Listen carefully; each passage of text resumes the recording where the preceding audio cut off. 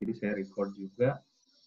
Bismillahirrahmanirrahim. Jadi share screen itu kumaha carana? Oh iya, share screen.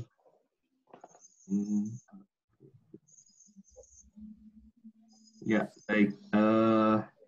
Jadi rekan-rekan sekalian, ini sebenarnya hanya brainstorming. Bentar kok, cuma 10 menit paling lama juga 12 menit, 13 menit. Jadi kemarin sempat diminta saya untuk menjelaskan tentang bagaimana resiko penularan di Kabupaten Bandung terutama, karena ini menjadi tempat dari kelas kita untuk ada di sana. Tapi yang jadi permasalahan adalah saya tidak punya datanya dan juga Picobar punya Jawa Barat tidak bisa diakses. Jadi kemarin saya nyoba akses berapa kali nggak bisa masuk. Jadi nggak ada tuh datanya tentang bagaimana di Kabupaten Bandung resiko COVID-nya. Jadi akhirnya saya membuat ini untuk brainstorming sih sebetulnya untuk menjadi alasan kita tentang bagaimana langkah-langkah yang akan kita ambil nanti untuk kegiatan akademik. Jadi yang harus diingat lagi bahwa yang disebut dengan resiko di sini adalah nama lain dari kemungkinan atau probabilitas. Karena ini nama lain dari kemungkinan, maka kisarannya nilainya itu paling gede juga 1. Ya, dari 0 sampai 1. 1 ini bisa 100 per 100, bisa 1000 per 1000, 10.000 per 10.000, dan seterusnya. Dari risiko ini muncul dari hasil gabungan dari beberapa faktor risiko. Dan faktor risiko apa sih yang bisa terjadi di dalam COVID ini?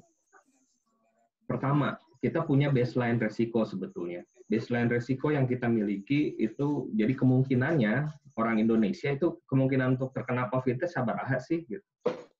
Nah, di sini saya pakai ini data dari Worldometer yang merupakan kompilasi dari banyak situs termasuk WHO. Yang saya pakai di sini adalah total kasus per 1 juta populasinya atau nama lainnya prevalensi, ya. Kenapa dipakai prevalensi? Karena memang prevalensi period sama incidence density itu dalam populasi yang terbuka itu nilainya hampir sama. Tapi yang harus dilihat di sini, kalau kita lihat di sini, di Indonesia itu adalah 133 per 1 juta. Artinya ada 1,3 setiap 10.000.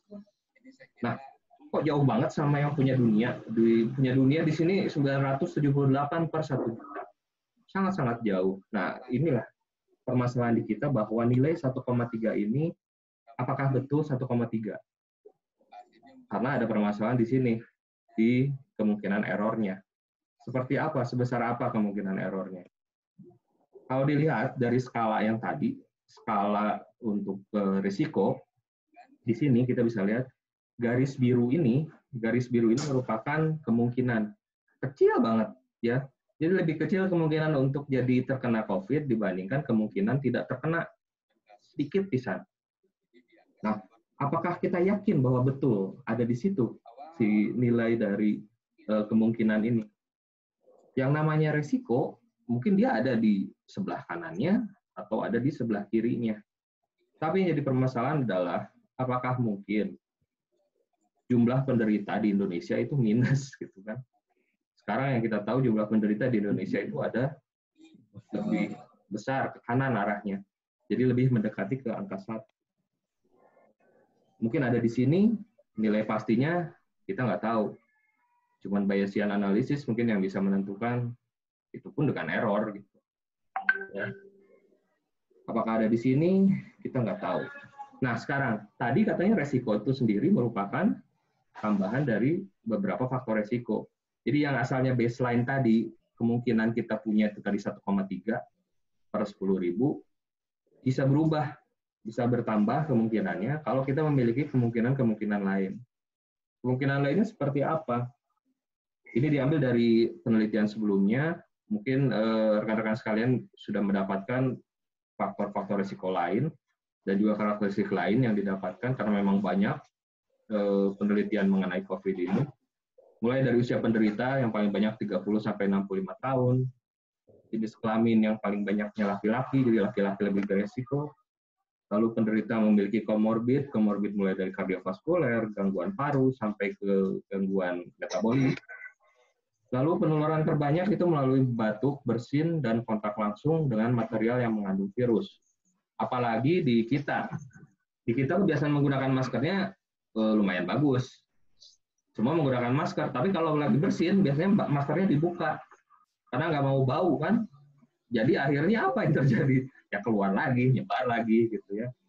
Dan ini yang cukup memprihatinkan. Ini temuan baru di sebuah penelitian yang dilakukan di Cina bahwa di sebuah rumah sakit bukan semua penderita COVID, di sebuah rumah sakit penderita COVID-nya itu 41%-nya didapatkan dari rumah sakit nosokomial. Jadi yang harus berhati-hati itu bahwa kita ketika kita masuk ke dalam lingkungan pelayanan kesehatan, ada kemungkinan kita untuk tertular nosokomia.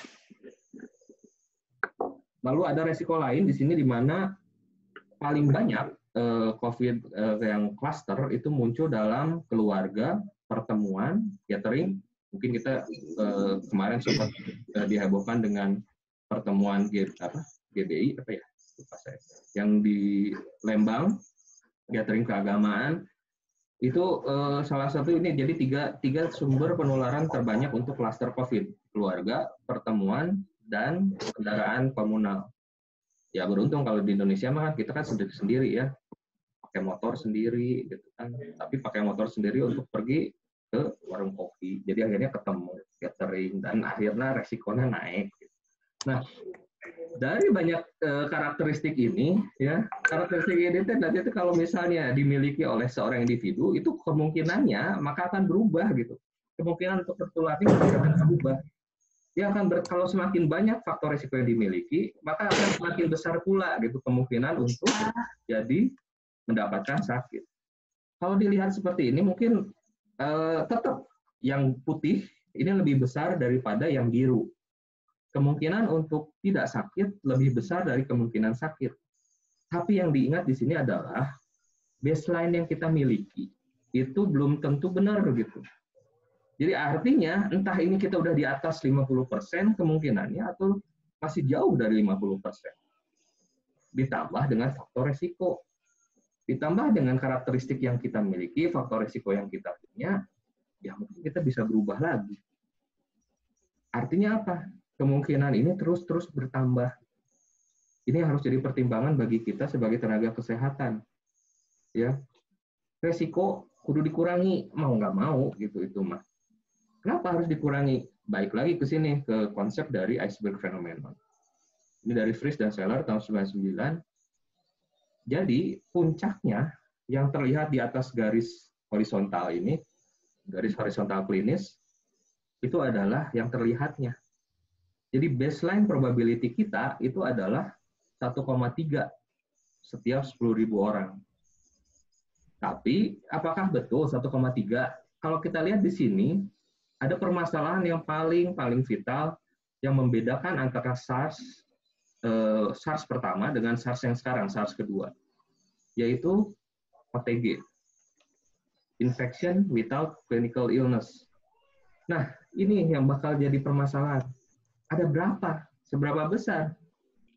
Sehingga probability yang ada, baseline probability yang ada, baseline risiko yang ada itu mungkin lebih besar dari 1,3. Nah, ini harus diperhatikan sehingga kita harus mempertimbangkan apa yang kebijakan yang akan kita ambil itu harus benar-benar mempertimbangkan resiko untuk terkena sakit.